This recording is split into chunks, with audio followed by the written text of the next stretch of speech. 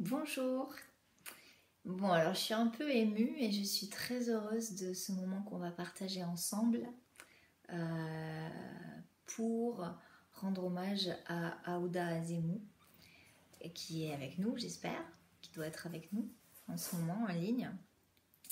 J'ai écrit quelques mots parce que je voulais démarrer cet hommage avec mes propres mots et ensuite on passera sur les siens. Je vais vous lire des extraits de son livre. Parce que lorsque Laure Gonzalez, la créatrice de l'association Parle avec elle, m'a parlé de Aouda Azemou pour me proposer de lui rendre un hommage, je sentais bien que c'était un cadeau, mais je ne me doutais pas de la traversée émotionnelle que je m'apprêtais à vivre. Dès les premières lignes de son livre Tais-toi, tu es une fille, Aouda m'a prise par la main, comme ça, l'air de rien, dans les senteurs et les couleurs du haut rang de son enfance. Elle y est toute petite et a du mal à comprendre que sa grande sœur chérie, Leïla, qui est restée couchée sous ce drap blanc, vient de mourir. C'est à ce moment-là que du haut de ses 3 ans, elle découvre à quel point vivre est une violence. Vivre la perte de ce qu'on aime. Vivre en devant surmonter des épreuves que l'on pense insurmontables. Aouda va grandir dans une culture qui ne laisse aux femmes que la possibilité de se taire et d'obéir coûte que coûte, dans une société bien ficelée par des hommes complices pour que la suprématie du patriarcat règne sans aucune entrave possible. Elle connaît un semblant de vie et de liberté lorsque toute jeune femme elle décroche un emploi à la poste, mais elle se marie vite avec un bel homme dont la détermination à l'avoir pour femme la charme. Elle croit faire un mariage d'amour, mais lorsqu'il exige de quitter, il lui exige de quitter son emploi et lui interdit d'inviter ses amis au mariage, la porte de l'enfer se referme instantanément sur elle. À partir du moment où le mariage est acté, cet homme, qui sera le père de ses enfants, devient son bourreau, faisant d'elle une ombre de souffrance, une esclave, une femme dépossédée de son identité, de sa liberté, de son honneur. Elle vivra dans la violence et la peur pendant 35 ans, mais trouvera la force de s'en sortir après la mort du fils que son mari avait rejeté de la façon la plus cruelle qui soit. Je viens de vous faire un court résumé d'une histoire qui ne se résume pas, mais qui se vit de l'intérieur, pour comprendre. Ces livres m'ont happé d'un bout à l'autre. Une vie entière qui, malgré une immobilité quasi totale de Aouda, n'est faite que de combats quotidiens, de violences, de violentes secousses et de stratégies de survie. J'ai été frappée par l'humilité de cette femme, son sens de l'honnêteté, qui cherche à travers les mots à nous donner les faits avec une exactitude implacable, ni plus ni moins, sans en rajouter.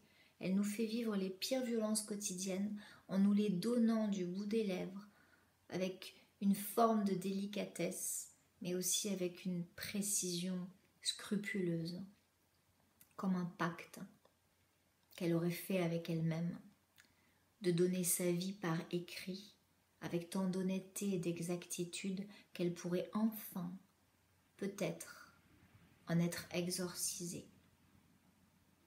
S'exorciser elle-même, oui. Mais savait-elle qu'elle aurait le pouvoir d'exorciser ses lecteurs par la même occasion? Ceux qui ont vécu aussi un tel calvaire, quel qu'en soit le degré, ceux qui s'apprêtent à le vivre et ceux qui ne savent pas qu'ils l'ont vécu, parce qu'ils n'ont jamais pris la pleine conscience de ça.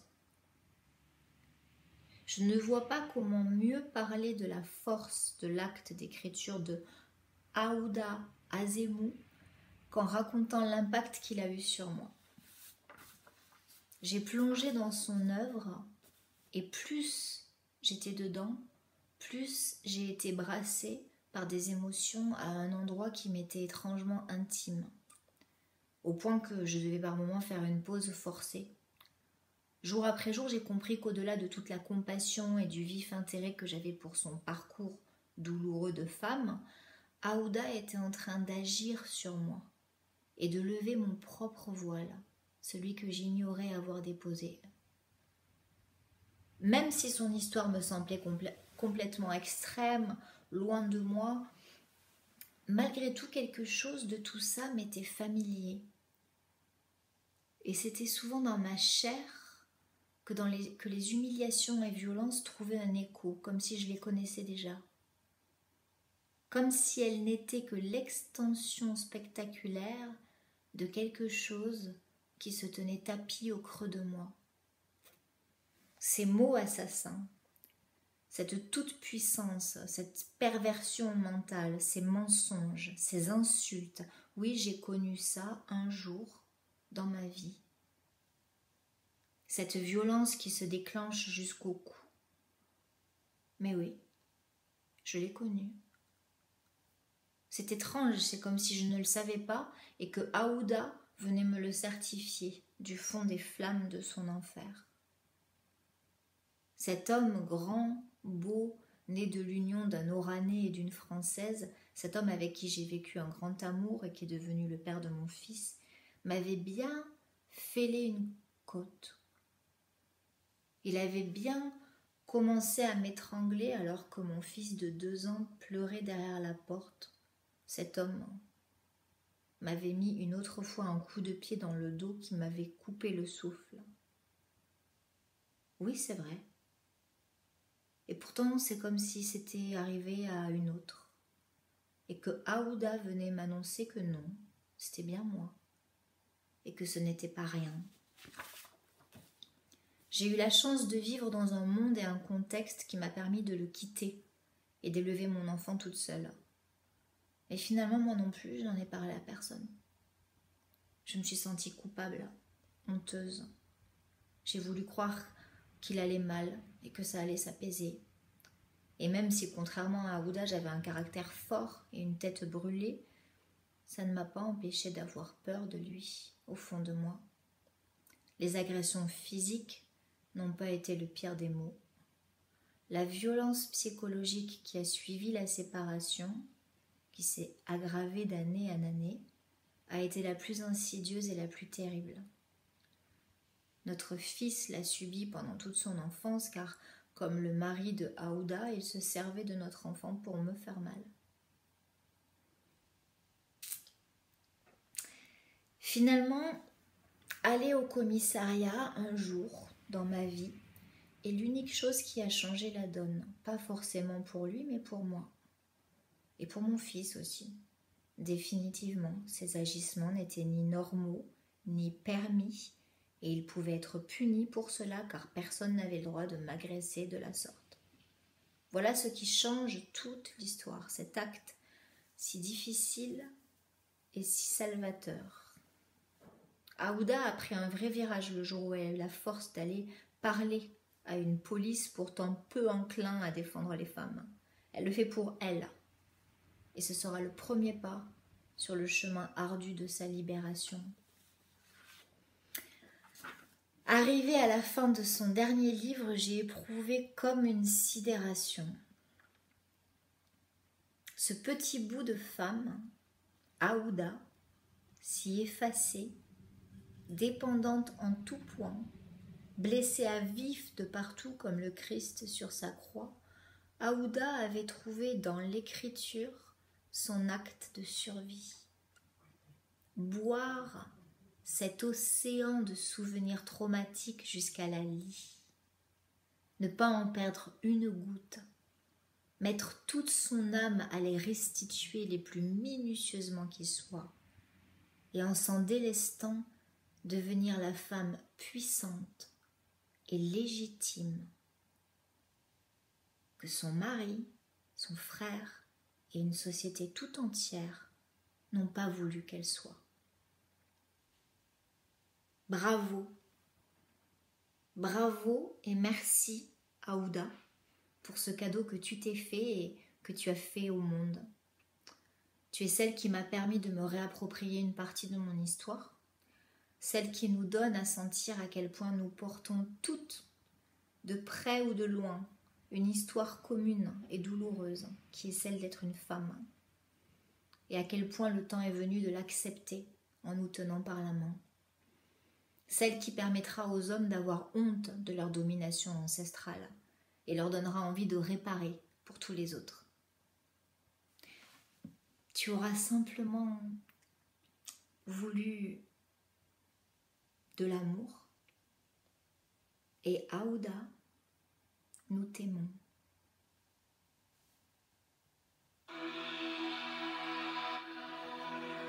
On est bien peu de choses et mon ami la rose me l'a dit ce matin.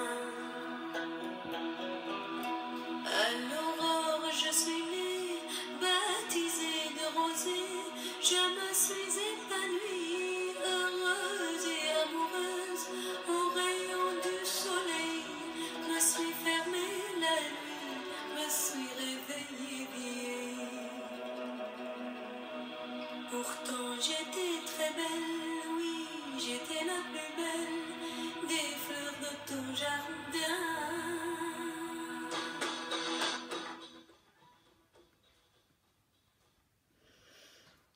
Hafsa sort de la cuisine où elle prépare le café de l'après-midi. Le lait a tourné, nous annonce-t-elle. Elle s'avance vers moi, me tend l'argent et le pot à lait. Ne tarde pas trop, le café est prêt. En chemin, je croise Slim sur son vélo. Slim, c'est mon frère. On ne se parle jamais dans la rue. Nous ne devons pas parler à un garçon, fût-il notre propre frère. Quand il nous arrive avec mes sœurs de rencontrer nos frères, ils font semblant de ne pas nous connaître. Nous passons, les uns devant les autres, sans la moindre réaction. Ce jour-là, malgré tout, Slim m'aborde d'un ton rude. « Où tu vas ?» Embarrassée par son regard sévère et effrayée du fait qu'il ait osé me parler dans la rue, je réponds en bégayant « Je vais chercher du lait. » Il prend le pot de mes mains. « File à la maison !» Il enfourche aussitôt son vélo, le visage fermé. Mal à l'aise et soucieuse de la réaction de mon frère, je retourne sur mes pas. Hafsa vient vers moi. « Déjà de retour ? Où est le lait ?» J'ai rencontré Slim, il a voulu aller le chercher lui-même. Hafsa n'a pas commenté. Elle a trouvé normal qu'il aille chercher le lait. Malgré tout, moi, je me sens oppressée. Ma mère, Keltoum et les petits sont assis autour du plateau où trône la cafetière, les tasses, le sucrier, le beurrier, avec le beurre coupé en petites parcelles, une assiette remplie de torneaux, les petits sablés. À côté, dans une corbeille, des morceaux de matelou, la galette. La porte s'ouvre sur Slim. Hafsa s'empare du pot et rentre dans la cuisine pour faire bouillir le lait. Slim, le visage fermé des mauvais jours, s'adresse rudement à ma mère en me montrant du doigt. « Tu vas lui faire porter des robes amples !» Je me rappelle le regard blessé de ma mère. La gêne se lisait sur son visage rougissant. Là, j'ai compris qu'il faisait allusion à ma poitrine naissante. Je me suis sentie coupable, salie, humiliée, atteinte au plus profond de moi-même. J'ai beaucoup pleuré une fois seule. Je ne voulais pas montrer ma peine et mon désarroi.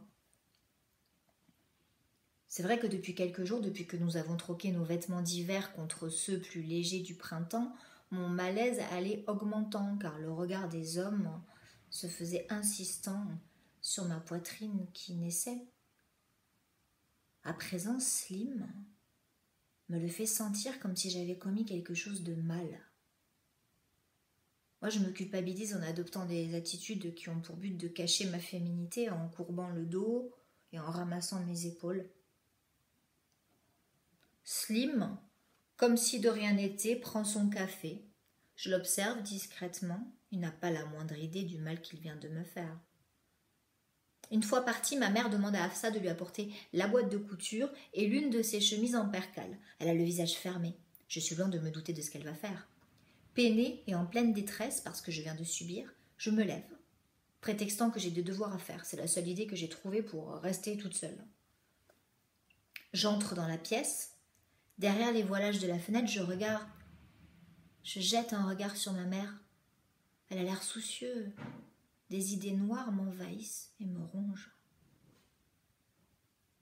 J'en suis là, à me morfondre, lorsque j'entends ma mère appeler « Afsa, va essayer cette brassière à ta sœur.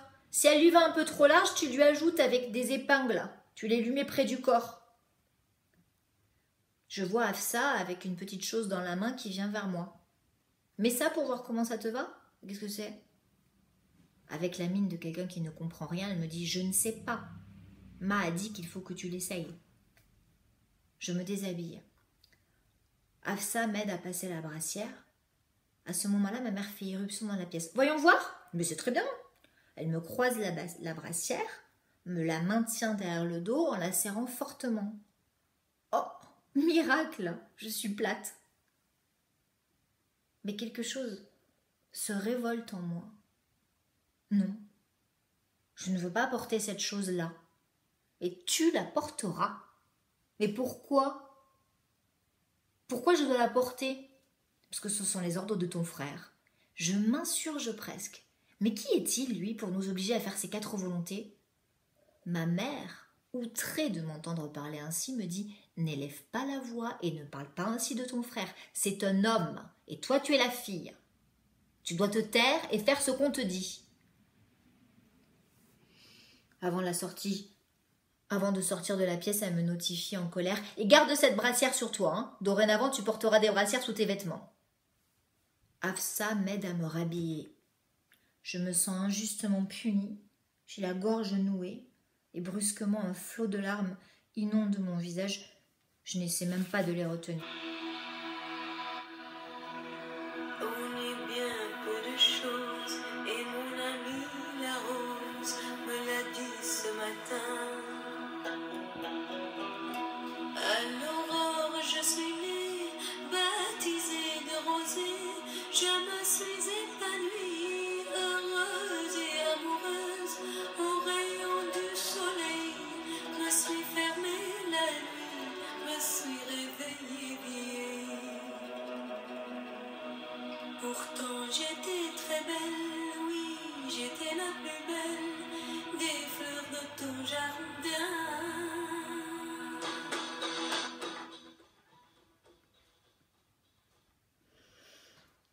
Afsa sort de la cuisine où elle prépare le café de l'après-midi. « Le lait a tourné, nous annonce-t-elle. » Elle s'avance vers moi, me tend l'argent et le pot à lait.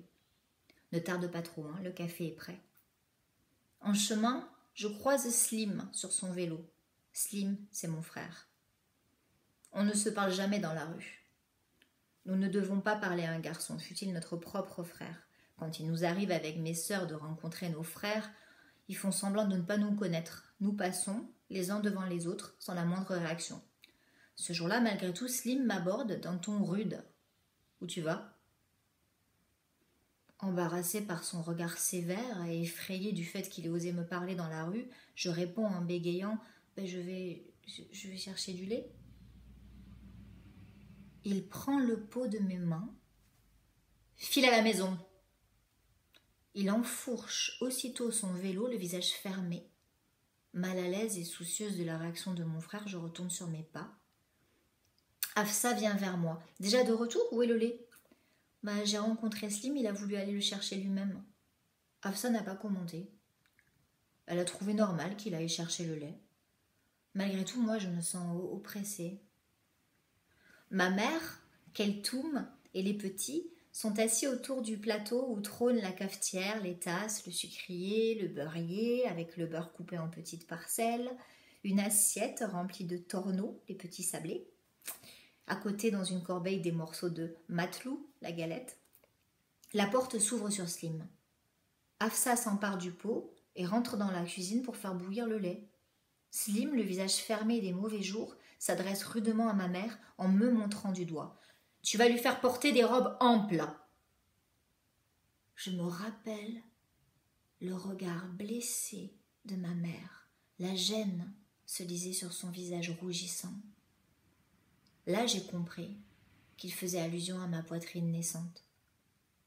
Je me suis sentie coupable, salie, humiliée, atteinte au plus profond de moi-même. J'ai beaucoup pleuré une fois seule. Je ne voulais pas montrer ma peine et mon désarroi. C'est vrai que depuis quelques jours, depuis que nous avons troqué nos vêtements d'hiver contre ceux plus légers du printemps, mon malaise allait augmentant car le regard des hommes se faisait insistant sur ma poitrine qui naissait. À présent, Slim me le fait sentir comme si j'avais commis quelque chose de mal. Moi, je me culpabilise en adoptant des attitudes qui ont pour but de cacher ma féminité en courbant le dos et en ramassant mes épaules. Slim, comme si de rien n'était, prend son café. Je l'observe discrètement. Il n'a pas la moindre idée du mal qu'il vient de me faire. Une fois partie, ma mère demande à Hafsa de lui apporter la boîte de couture et l'une de ses chemises en percale. Elle a le visage fermé. Je suis loin de me douter de ce qu'elle va faire. Peinée et en pleine détresse parce que je viens de subir, je me lève, prétextant que j'ai des devoirs à faire. C'est la seule idée que j'ai trouvée pour rester toute seule.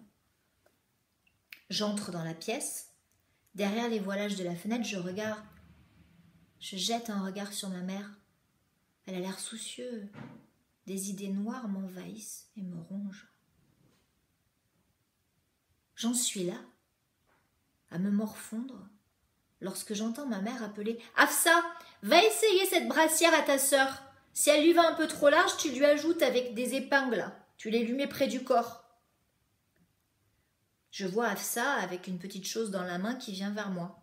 « Mets ça pour voir comment ça te va ? Qu'est-ce que c'est ?» Avec la mine de quelqu'un qui ne comprend rien, elle me dit « Je ne sais pas. Ma a dit qu'il faut que tu l'essayes. » Je me déshabille. Hafsa m'aide à passer la brassière. À ce moment-là, ma mère fait irruption dans la pièce. « Voyons voir !» Mais c'est très bien.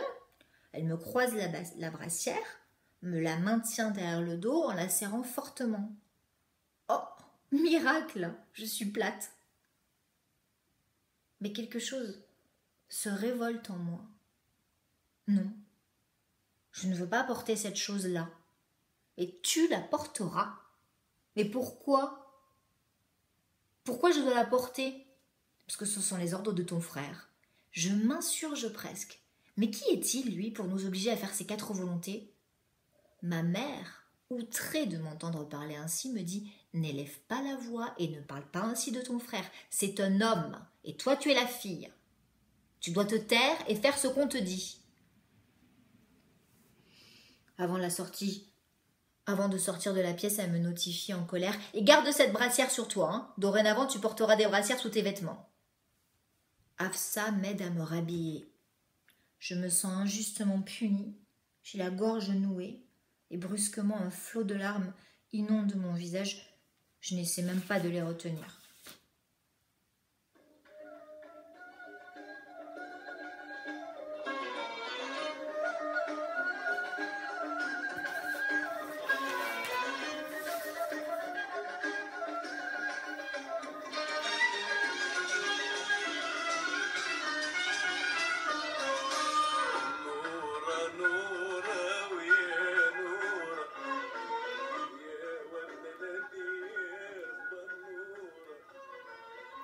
Dans un écho lointain me parvient la voix de Bouya, mon père.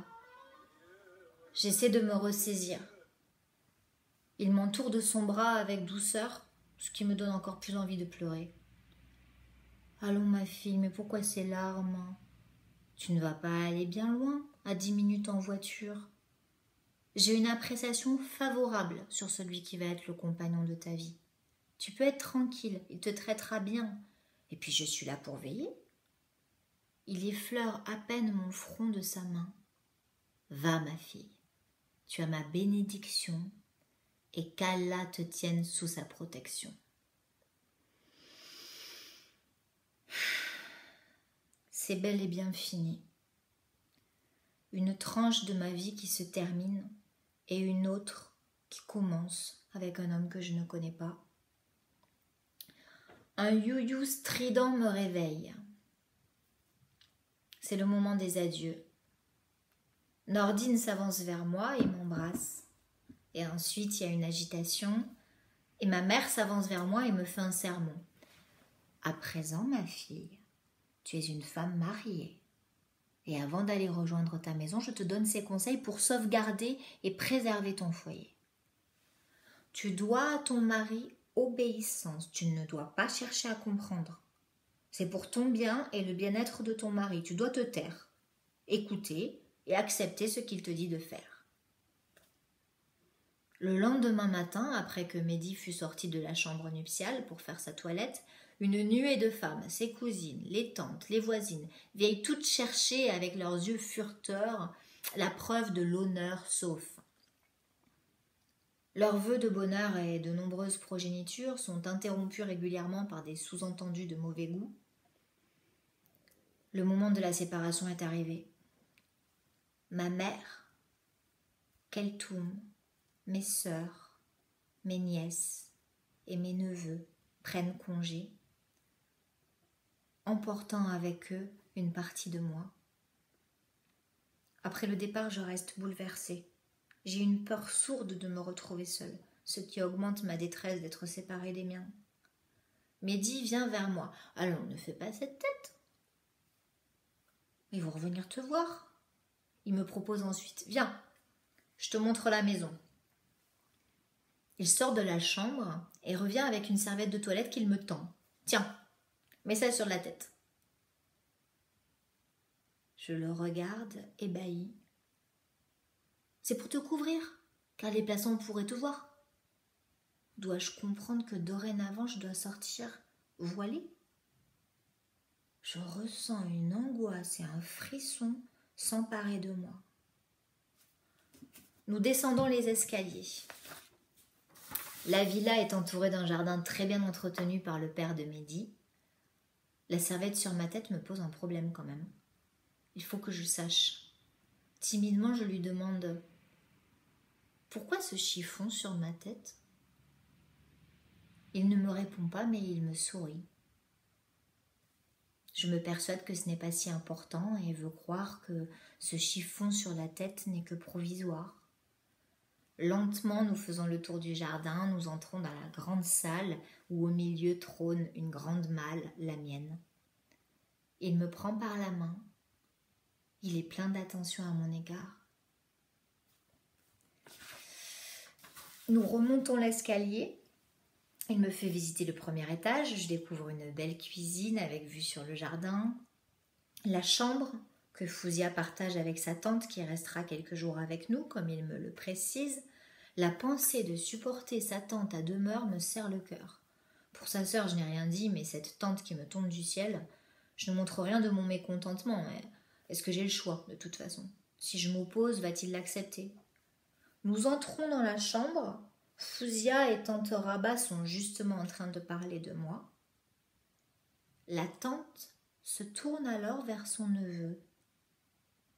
« Fils de ma défunte sœur, je veux te demander une faveur. »« Oui, ma tante, tout ce que tu voudras. »« Oh, fils de ma chère sœur, ne laisse pas cette femme, ta femme, et je te le dis devant elle, te guider ou diriger ta vie, ou encore te faire oublier ta sœur. Tu n'as qu'une sœur. » Estomaquée, je me demande comment peut-elle se permettre de parler ainsi, et j'attends un rappel à l'ordre que Mehdi fera à sa tante. Je n'attendrai pas longtemps pour être sidérée par sa réponse. « Oh, ma tante, que crois-tu ? Elle n'est pas encore née, celle qui me fera marcher à sa guise, me faire oublier sa famille, et puis quoi ? Ma famille, et puis quoi encore ? Je te le dis devant elle, si elle veut vivre avec moi, il faut qu'elle s'adapte à mes règles. » Que répondre ? Que dire ? Je garde le silence. Je regarde Fouzia, elle a un sourire triomphant en croisant mon regard. C'est elle qui va habiter avec moi. Prise entre le frère, la sœur et la tante, je serai broyée aveuglément et sans pitié. Mehdi se lève, je veux le suivre. Il me lance « Assieds-toi, je vais sortir. »« Où vas-tu » Et j'enchaîne « Tu vas tarder ?» Il avance vers moi, son index pointé, et il me dit menaçant « Ne me demande jamais où je vais, ni d'où je viens, ni quand je dois rentrer, ni avec qui j'étais. Vu ?» Je sens une boule se nouer dans ma gorge. Il me semble que je n'ai rien dit qui puisse le mettre dans cet état. Je n'avais pas du tout l'intention de le fâcher. Mais comment donc établir un dialogue avec lui sous les yeux inquisiteurs de Fouzia et de sa tante Rabna? Il est sorti. Je reste silencieuse, accablée de honte et d'humiliation. Je jette un regard en biais vers elle. Je les vois sourire de satisfaction, forcément. Il les a rassurés en leur montrant qui était le maître. Je me retrouve enfermée toute la journée, n'ayant pas le droit de descendre dans le jardin. C'est Fouzia qui accueille ceux qui nous rendent visite, le plus souvent ses cousines et ses tantes. Elle a pris l'habitude de les diriger vers l'appartement du rez-de-chaussée. Il m'a défendu le hammam. J'ai de temps en temps l'autorisation de descendre en sa compagnie quand il est présent dans la maison. Je demeure là, quelques moments, sur le rebord du bassin, à regarder les miroitements à la surface de l'eau. Il m'enlèvera progressivement ce plaisir. Cela me suffoque et m'étouffe, mais il faut que je m'y fasse. J'attendrai 8 mois avant de me rendre à la première fête familiale, le jour de l'Aïd el-Adha, fête du sacrifice. La veille, il est parti acheter le mouton en compagnie de son père. Très tôt, le lendemain matin, arrive son père avec sa dernière-née, suivi de sa cousine Fatna, accompagnée de sa fille Atika, venue nous inviter à déjeuner. Je suis dans la chambre, en train de faire le lit, lorsque Mehdi entre et me demande de lui préparer un café. Je m'exécute rapidement, en arrivant, avec le plateau, dans le salon. Je l'entends dire à Fatna « Non, ce sera pour la prochaine fois. C'est à vous de venir partager avec nous le repas. Tu ramèneras ta bru, ainsi que les enfants. N'oublie pas de dire à ton mari et aux garçons de vous accompagner. » Je dépose le plateau et je reste debout en attendant qu'il m'invite à m'asseoir. Il me regarde avec insistance. Je comprends que je dois quitter la pièce. Je sors. Il m'emboîte le pas, me saisit brutalement le bras. « Comment peux-tu te comporter comme ça devant eux ?» Je me demande ce que j'ai fait pour mériter qu'il me traite avec autant de violence. Je m'insurge contre lui, mais je n'ai rien fait, ni dit qu'il puisse te mettre dans cet état. Il me répond à côté. « Nous allons tuer le mouton. Tu sais ce qu'il te reste à faire ? Tu vas à la cuisine et tu t'enfermes. » Il fait quelques pas et puis il reprend. « Ma cousine, son mari, ses fils, sa belle-fille et tous les enfants vont venir déjeuner avec nous. » J'ose revenir sur sa volonté de me cloître dans la cuisine, m'enfermer, mais pourquoi ? Tu fais ce que je te dis et ne discute pas, comme d'ailleurs ne m'interromps pas une autre fois. Donc je disais, nous allions avoir du monde, et toi, motus. Il porte son index sur sa bouche. Je ne dis plus rien. Mais à l'entendre me parler ainsi, c'est comme si j'avais l'habitude de faire du tapage. Ce jour, qui devrait être beau pour moi, car c'est mon premier Aïd de femme mariée, ce jour me paraît bien triste. Derrière la vitre de la fenêtre de la cuisine, je les regarde descendre. Les larmes me montent aux yeux. Je me rappelle l'Aïd de chez nous. Ma mère, mon père Bouya, qui revenait rayonnant de la mosquée. La voix de Mehdi me fait sursauter. Il me tend le cœur et le foie dans une petite bassine et me demande de les faire griller. Mais les griller sur quoi ? Le brasero est en bas. Non, mais tu te rends compte ? Ou tu le fais exprès de ne pas avoir préparé le feu ? Mais je ne pouvais pas deviner, c'est à toi de me le rappeler, tu m'as dit de ne pas bouger. C'est ça. Tu vas me faire un constat, c'est moi le fautif en plus. Il ressort en courant et croise Fouzia en lui lançant « Redescends vite et rapporte-moi la boîte d'allumettes avec toi !» Je la vois poser dans l'évier sans rien dire, la bassine contenant les tripes. Je sais que c'est à moi de les nettoyer. Cela n'aurait pas été mieux de laver les tripes dans la cuisine d'en bas ? Oui, mais mon frère m'a dit de les monter. J'entends Mehdi qui s'impatiente. « Fouzia, j'attends !» Quelques instants plus tard, il apporte le brasero, rempli de braise. Il va vers la fenêtre pour l'ouvrir. Je mets les brochettes sur le feu. Tu as préparé quelque chose d'autre ? Oui. une salade. Je ne sais plus quoi inventer pour casser ce froid entre nous. J'ai remarqué que dès qu'il y a quelqu'un de sa famille, rien de ce que je fais ou dis ne le contente. Quand sa tante était là, il n'arrêtait pas de me critiquer. Après le départ de sa tante, il avait un peu changé. Il est même parvenu, sans qu'il l'ait vraiment cherché, à me faire rire. Il est debout, là, à suivre le plus petit de mes gestes. Je dispose les brochettes toutes fumantes dans une grande assiette. Il s'en empare, ainsi que du saladier. Alors j'ai mis pour me couvrir un foulard sur la tête, avant qu'il ne me le dise, et je m'apprête à le suivre. Où vas-tu ? Je viens avec toi. Non, tu vas rester là. Je ne dis rien. J'avance ma main pour prendre une brochette de foie avant qu'il ne quitte la cuisine. Que fais-tu à la fin ? me dit-il d'un ton sec et agacé. Je rougis et lui réponds puisque je ne peux pas descendre, je prends un morceau. Il ne me laisse même pas achever ma phrase ni me répond. Il sort et de la véranda me crie de refermer la porte. J'ai la gorge nouée et les larmes me montent aux yeux. Eh bien, ma fille, me dis-je, tu te mets à pleurer pour un peu de foie. Mais au fond de moi, ce n'est pas le fait de manger ou pas, c'est sa façon méprisante et humiliante de se comporter avec moi qui me fait mal, comme si j'étais un chien. J'ai mal au cœur et la tête me tourne. Mais je me dis que c'est normal dans mon état. Cet enfant que j'attends, il va être marqué. Ne dit-on pas à une femme enceinte qui ne satisfait pas ses envies, son bébé portera sur le corps une tache indélébile. Je me faisais une telle joie de goûter ce melfouf. Les jours et les mois ont passé. Mehdi a été muté à Alger quelques mois avant la naissance de Samia. Il vient nous voir chaque week-end, donc je passe le plus clair de mon temps allongée à lire.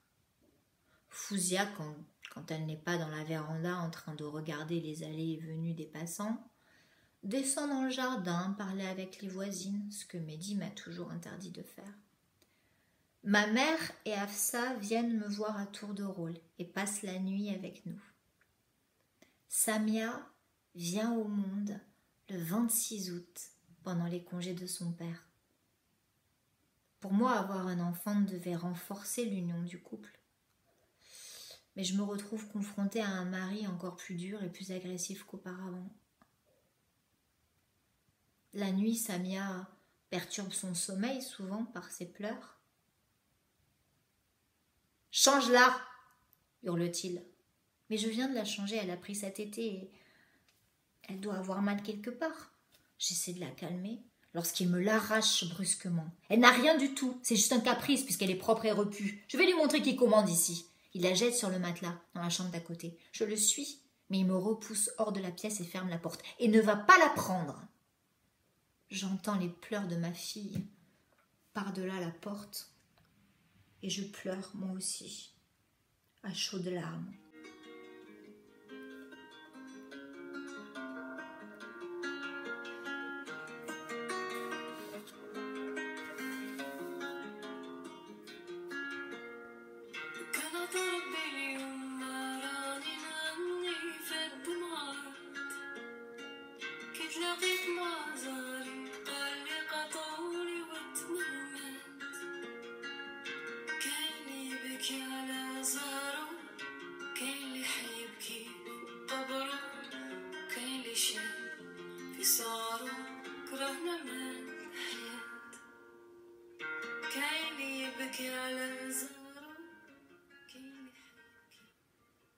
Depuis le mariage de Fouzia, il me semble que l'atmosphère est moins lourde.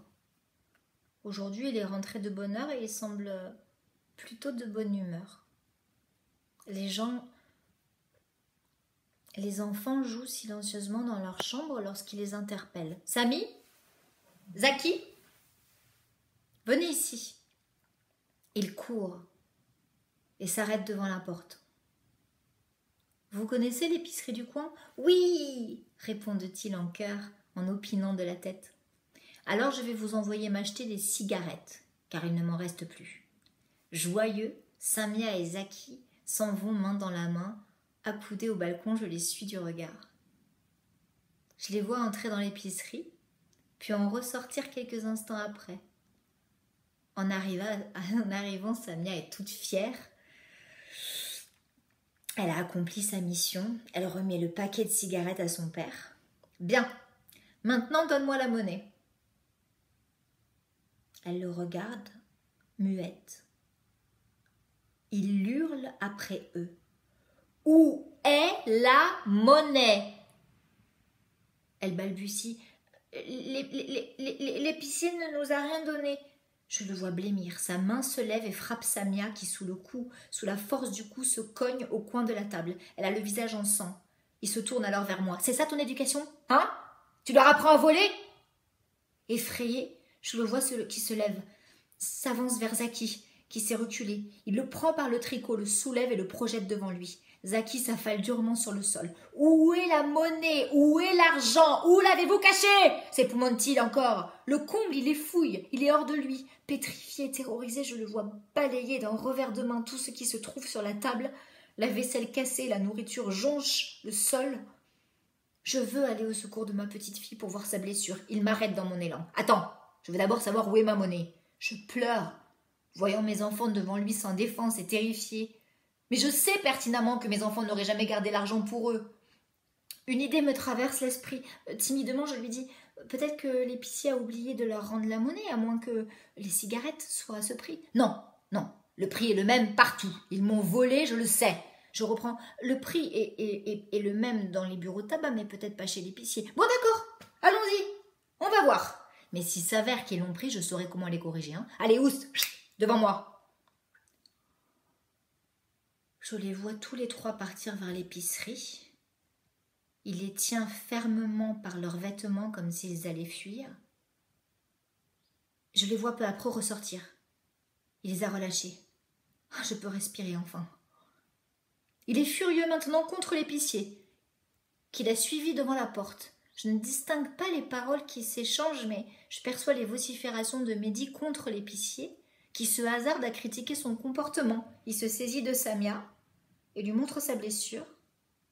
D'après les gestes, je comprends tout, car je vois Mehdi pointer son doigt contre la poitrine de l'épicier, puis le bousculer avant de revenir à grands pas vers l'immeuble. J'avais vu juste, car en rentrant, il est dans tous ses états. Alors il oublie de leur rendre la monnaie et en plus il ose me juger? Non mais je me comporte comme je veux avec mes enfants, moi. Hein. Viens là, toi. Samia, toute tremblante, s'avance en levant le bras vers son visage comme pour se protéger du coup qu'elle va recevoir. « Mais n'aie pas peur, enfin, je vais pas te manger. » Il examine sa blessure. « Mais c'est pas grave, juste une égratignure. Allez, va te faire soigner chez ta mère. » J'essuie le visage de ma fille. Le sang a commencé à sécher, mais cette blessure lui laissera une cicatrice. Quelle tragédie. Dans mon désarroi, je ne sais pas quoi penser. Nous sommes pris, mes enfants et moi, dans un enchaînement de violences et je ne sais pas comment y mettre fin. Ce matin-là, après le petit déjeuner, il sort sur le balcon. « Viens voir.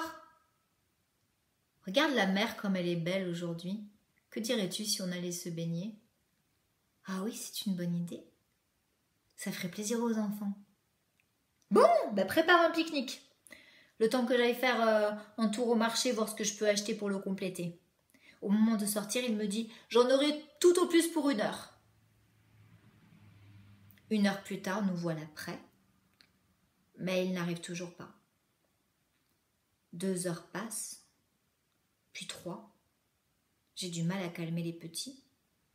Il est 13 heures quand je me décide à leur donner à manger. À 14 heures, il rentre, éméché. Je comprends que ce n'est pas aujourd'hui que nous irons à la plage, et tant pis, ce sera pour une autre fois. Je pense à la déception des enfants qui se faisaient une joie, mais je vais leur expliquer qu'il y a eu un changement en promettant que nous irons tous très bientôt. Je reviens dans la cuisine, je dresse le couvert sur la table, Je le vois aller vers le buffet, l'ouvrir et sortir une bouteille de vin. Amir s'avance vers son père. « Bah, pourquoi n'allons-nous pas à la mer ?»« Mais qui t'a dit ça ?»« Bah oui, nous allons partir. Attendez le temps de manger, je vous ferai signe. » Tout joyeux, Amir court avertir Samia et Zaki. Je m'avance vers Mehdi. Et si on laissait cette sortie pour un autre jour ? Et pourquoi, s'il te plaît ?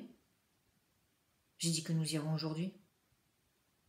Résolument, je lui dis tu as l'air un peu fatigué, si tu faisais plutôt un somme. Je remarque qu'entre-temps, il a bu presque toute la bouteille, il ne reste que le fond. Il se lève lourdement. Pour ne pas être sur son chemin, je m'empresse de quitter la cuisine. Chérine s'est réveillée, c'est l'heure de sa tétée. Il appelle les enfants. « Descendez ma tante devant la voiture, j'arrive !» Sachant de quoi il peut être capable dans cet état, je me tais. Il sort de la chambre, habillé d'un short et d'un t-shirt, s'empare du panier et des clés de la voiture. « Descends, hein, ne te fais pas trop attendre !» Je veux lui faire comprendre qu'il n'est pas en état de conduire, mais la crainte d'être rabroué m'empêche de m'exprimer. Malgré tout, je m'entends lui dire « Il vaut mieux ne pas y aller aujourd'hui car je me sens pas très bien, je tiens à peine debout. » Et c'est la vérité. Je tremble tellement que je défaille. « Alors tout à l'heure, tu me disais que c'était moi qui étais fatiguée et à présent c'est toi. Il va falloir savoir ce que tu dis, hein. Mais moi je m'en fiche, tu vas descendre et je te donne 5 minutes. » Il claque la porte. Vacillante, je m'assieds sur le canapé, je pose mon bébé à côté de moi. En lui déclarant que je ne vais pas à la plage, je voulais lui faire pression. Seul, je sais qu'il ne pourra pas s'occuper des petits et qu'il sera obligé de renoncer. Il ouvre la porte brusquement et s'avance à grands pas vers moi, le visage déformé par un rictus de colère, et m'assène d'abord un coup de poing violent sur le visage. Puis les coups pleuvent sur tout mon corps, encore et encore. Je sens qu'il va me tuer. Une terreur s'empare de moi. C'est le voile noir. Je me réveille, le sang gicle de mon nez, tout mon visage est à feu et à sang, mon corps n'est que souffrance. La petite est par terre qui hurle de frayeur. Mais comment est-elle arrivée là ? Elle a dû basculer. Une couche se trouve sur le canapé, je la saisis et la plaque contre mon nez pour arrêter l'hémorragie. Je prends la petite et il la prend. Il me pousse sur le palier, referme la porte à clé et m'ordonne de descendre. Je sens battre mon cœur dans ma poitrine. J'ai si mal, que va-t-il me faire encore ? Il descend les marches lentement, Chérine dans ses bras, il souffle comme un porc. Il m'ouvre la portière à l'arrière, les enfants sont déjà dans la voiture. D'un geste brusque, il dépose la petite sur la banquette et claque la portière. Il ne me jette même pas un regard. Il conduit comme un fou. Il ne prend pas la route de la corniche, il se dirige vers la maison. Arrivé devant, il s'arrête. J'ouvre la portière et prends Chérine dans mes bras. Les enfants, effrayés de me voir dans cet état, veulent me suivre, mais il le leur défend. « Restez ! Nous allons à la mer ! Votre mère est malade, elle s'est fait mal au moment où j'allais ouvrir, elle était derrière la porte. »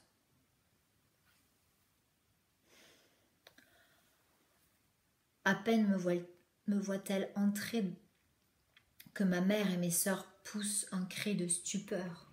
« Mais que t'est-il arrivé ?» Je pleure de soulagement, car tout le long du trajet, je m'étais demandé ce qu'il allait faire de moi. Honteuse, je leur réponds. Il m'a battue, parce que je n'acceptais pas d'aller à la plage dans l'état où il est.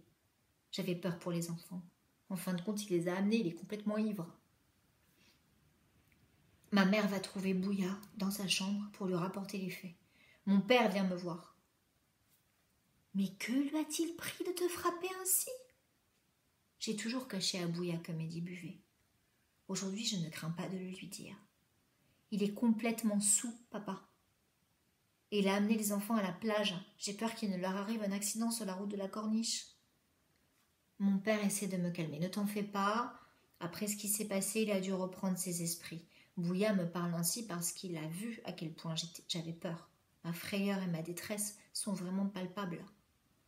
Il ne fait aucun commentaire sur l'ivresse de Mehdi.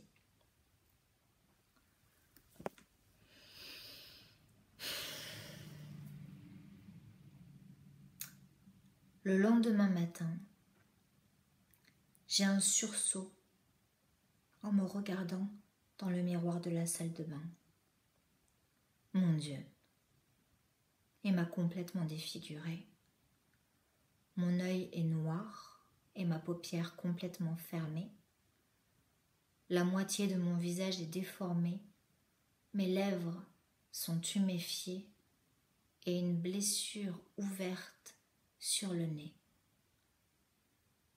J'ai mal partout dans mon corps et dans ma tête. Au fond de moi, quelque chose s'est brisé. Je suis tellement humiliée.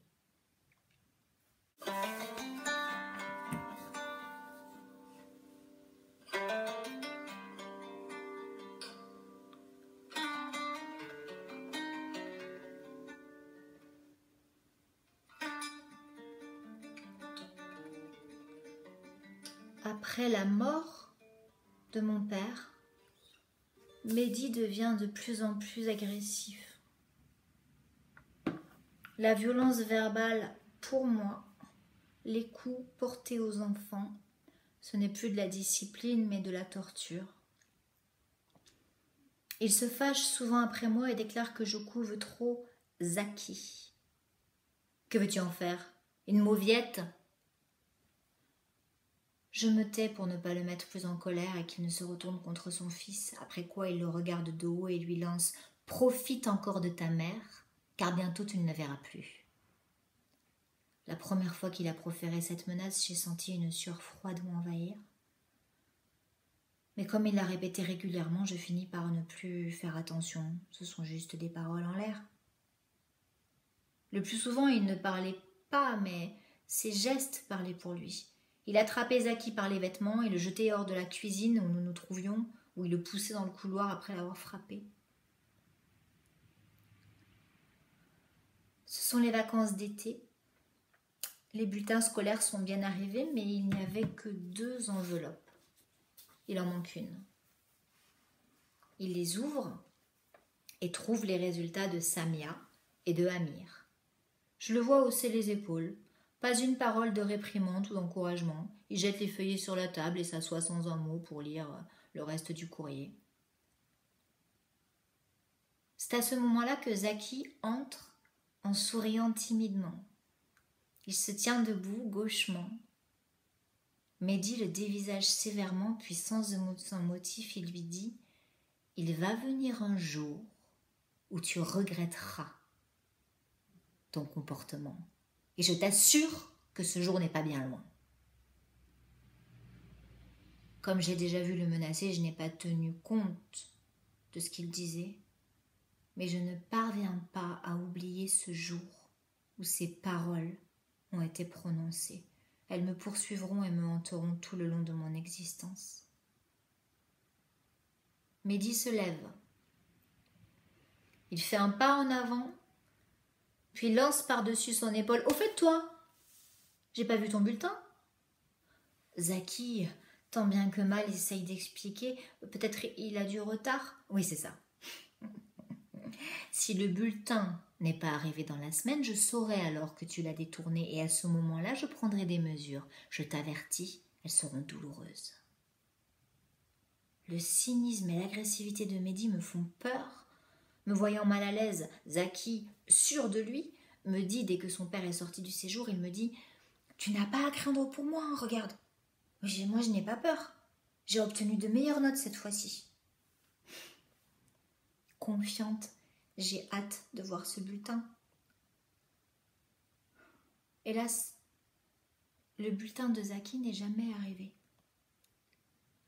Un soir, alors que les enfants étaient depuis longtemps endormis et que je m'étais assoupie devant la télévision, la clé tournant dans la serrure me réveille.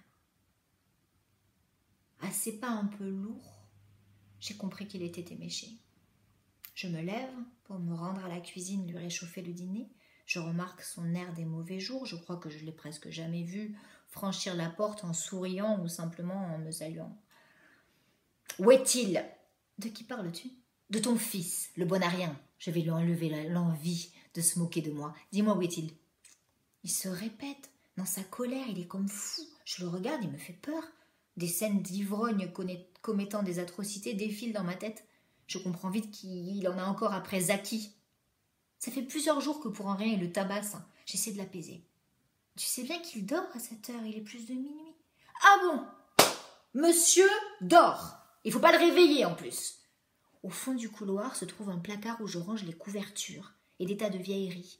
Il l'ouvre et commence à trier en jetant tout hors du placard. Il retire une vieille couverture toute râpée et de son pas pesant se dirige vers la chambre où dorment les enfants. Il allume le plafonnier. Sa main s'abat lourdement sur Zaki. « Lève-toi et suis-moi !» Il remonte le rideau, puis ouvre les vitres qui donnent sur le balcon. Zaki, hébété, à demi endormi, devait se dire tout comme moi en voyant son père ainsi qu'il vivait un cauchemar. « Dorénavant, c'est là que tu coucheras. Il n'y a pas de place chez moi pour les tricheurs. » Il lui jette la couverture à la figure, descend le rideau, ferme la fenêtre et tire les voilages. Je ne parviens pas à me résoudre à cette réalité, à cette horrible vision. Que veut dire tout ceci? Cela s'est passé tellement rapidement que j'ai même pas pu réagir.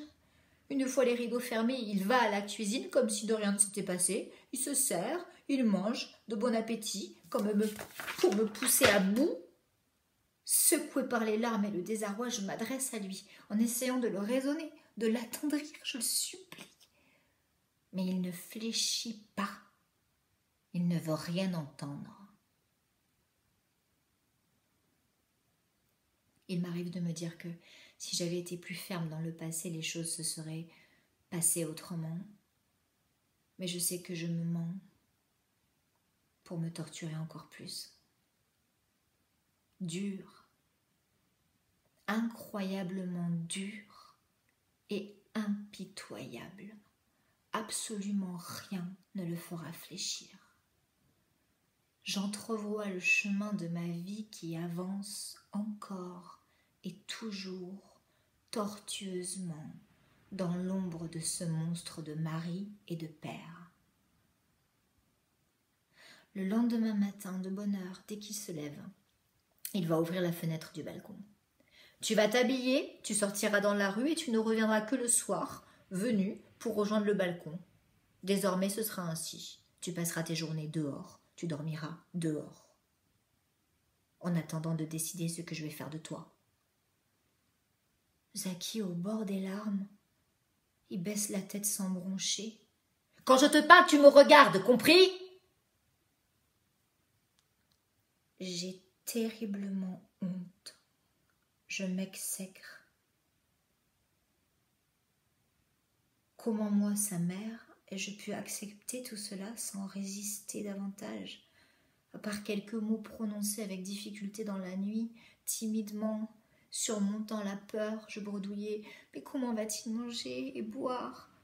Je ne termine même pas ma phrase qu'il me coupe la parole en pointant son doigt sur moi. « Tu lui donneras un morceau de pain et quand je reviendrai à midi, je verrai si tu as suivi mes consignes et je le saurai. »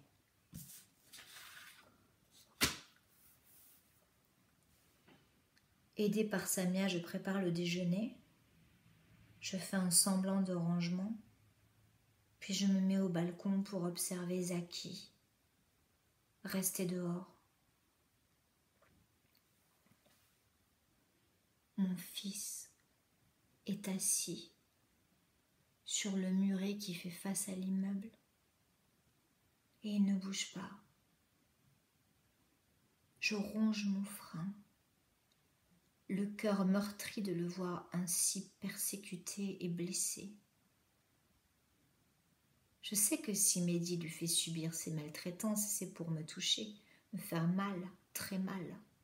Zaki, par sa jeunesse et par son innocence, par sa fragilité, c'est son bouc émissaire. Les jours, les semaines passent et l'attitude de Mehdi ne bouge pas d'un iota. Les voisins commencent à jaser, ils se sont aperçus du lever du jour jusqu'à tard dans la soirée que l'enfant ne bougeait pas de sa place, alors qu'avec la chaleur torride, tous les enfants, tous les adultes se réfugient chez eux. Zaki, lui, est toujours là.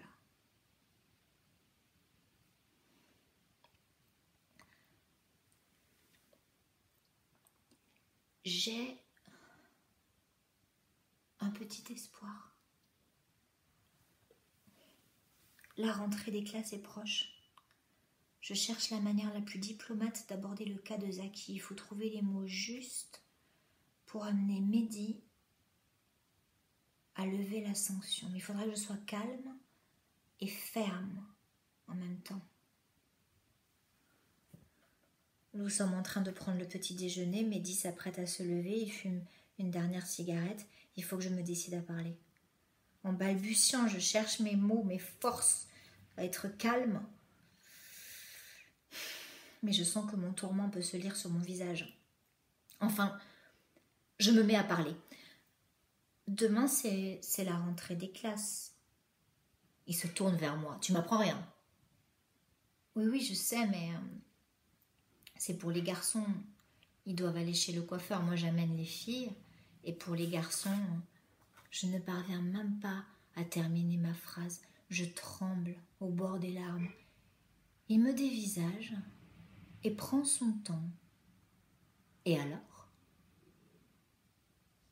En ce qui concerne Amir, je le conduirai ce soir chez mon coiffeur. L'autre, il n'a pas besoin d'y aller. Je vais exploser et lui jeter à la tête. Mais enfin, que veut dire cette mascarade ? À présent, ça suffit ! Où les choses changent, ça ne va pas se passer ainsi. Tu vas arrêter de nous persécuter, une fois pour toutes. Tu vas arrêter ton cinéma. Mais avant, dis-moi la raison de ton acharnement à faire du mal et le pourquoi de ton hostilité. Finalement, je me ressaisis pour ne pas envenimer la situation, surtout pour Zaki. Je m'entends dire à Mehdi, lâchant les mots le plus calmement possible. Tu sais, il commence à faire frais maintenant. Et comme demain c'est la rentrée, je pense qu'il est temps pour Zaki de rejoindre sa chambre. Il y va de son équilibre et du nôtre également. Il ne me répond pas et hausse les épaules. Je sens que la partie va être gagnée. Encouragée par son silence, je poursuis. Si tu veux, j'irai avec lui demain au collège voir le proviseur pour demander des explications au sujet de son bulletin. Tu n'iras nulle part. Ton fils a caché le bulletin et tu ne le crois pas. Alors tant pis. Si tu veux faire de ton fils une mauviette, je te laisse faire. Hein ? Fais-le dormir où tu voudras. Dorlote-le, couvre-le. Mais s'il tourne mal, je te préviens, sur ma foi, et Dieu m'en est témoin, vous aurez affaire à moi, toi et ton fils. Je ne dis rien. J'attends avec impatience qu'il s'en aille. Enfin, ses pas dans le couloir. Il sort en claquant la porte. Mes tourments et mes angoisses s'envolent instantanément. Place à la joie. Heureuse, délivrée, je cours au balcon et j'appelle mon Zaki. Zaki, monte, vite! Je revois le regard pitoyable de mon petit quand il est rentré. Mais qu'est-ce qui s'est passé? J'aurais voulu lui sauter au cou, l'embrasser, le serrer dans mes bras. Mais en le voyant, je lui souris seulement pour le mettre en confiance. Il a l'air si apeuré et si désemparé. Allons, dépêche-toi. D'abord, va réveiller Amir et tes sœurs. Nous allons prendre le petit déjeuner ensemble comme avant. Comme avant. Mon Dieu. Je délire. Amir, Samia, Dina et Chérine sont vite mis au courant. Ils sont là, debout, près de leur frère, soulagés et exubérants. Ils l'entourent. Je comprends à quel point ils ont dû partager les peines et les angoisses de leur frère, alors qu'il me semblait insouciant. Pour dissiper l'atmosphère devenue poignante et pour les mettre tous à l'aise, je déclare « Bon, c'est fini, les vacances éprouvantes. Nous allons tous repartir à zéro et tout ce qui s'est passé, ce n'est qu'un mauvais rêve. Il faut tout oublier. » Certainement, ce n'est pas les paroles qu'ils veulent entendre, surtout Zaki. Mais je ne peux pas, je ne veux pas que nous nous laissions aller à ressasser ce que nous avons vécu. Et pourtant, si on ouvrait mon cœur, on y trouverait toute la peine du monde. Il m'est très difficile de prendre mes enfants dans mes bras,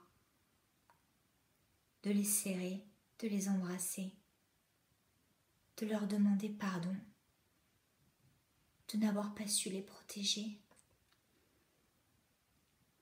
Malgré le grand amour et l'affection immense que je leur porte, nous ne communiquons pas vraiment.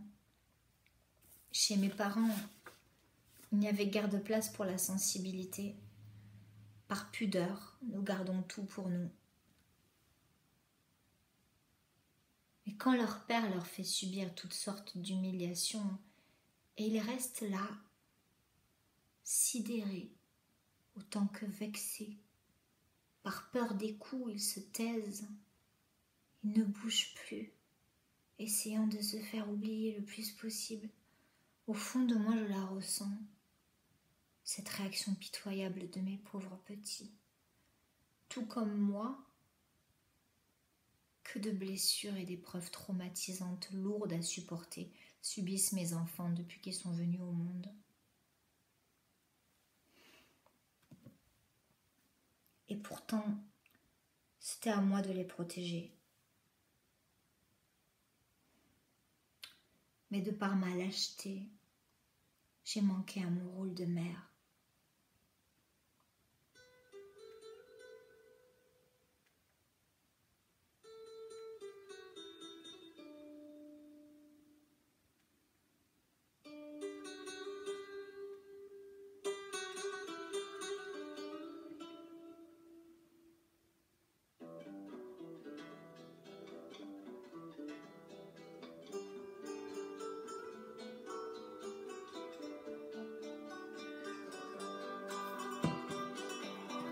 Merci. Merci à l'association Parle avec elle. Et merci Ouda.